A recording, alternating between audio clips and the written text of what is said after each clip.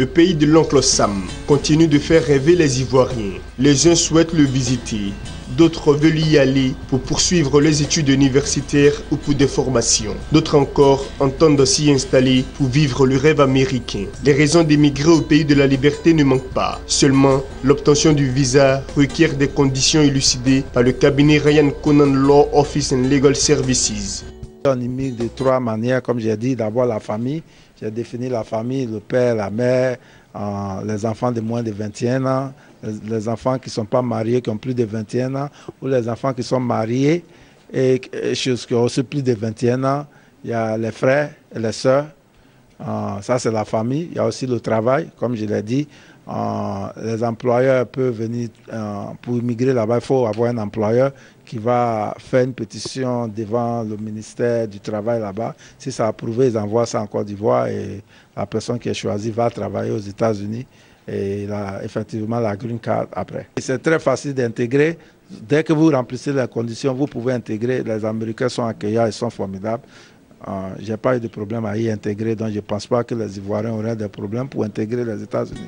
Cette conférence vise également à lutter contre l'immigration clandestine face aux drames humains vécus par les jeunes Ivoiriens et Africains dans le désert du Sahara, en Libye et dans la Méditerranée, et mettre en lumière certains visas propres à chaque secteur d'activité, jusque-là ignorés du grand public ivoirien.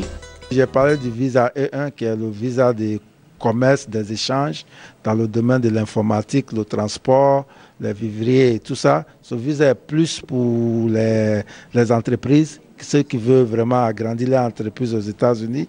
Les entreprises ivoiriennes peuvent avoir cette opportunité-là, mais il faut d'abord un traité. Et le traité, ça doit se faire entre le gouvernement ivoirien et le gouvernement américain. Le visa E2, qui est le visa des investisseurs, quelqu'un qui veut investir aux États-Unis.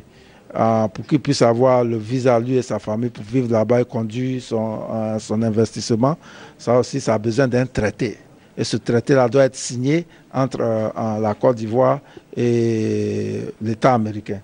Maintenant, il y a le visa agriculteur. Ça n'a pas besoin de traité, ça a besoin seulement d'une demande de la part du ministère des étrangers de la Côte d'Ivoire adressée à l'ambassade américaine et expressant leur volonté d'être sur la liste pour le visa agriculteur.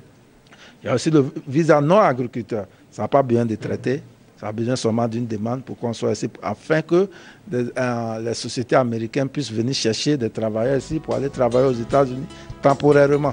Les États-Unis demeurent le melting pot, prêt encore à accueillir tout le monde. La bonne information peut s'avérer cependant décisive dans le processus de demande du visa pour une immigration légale.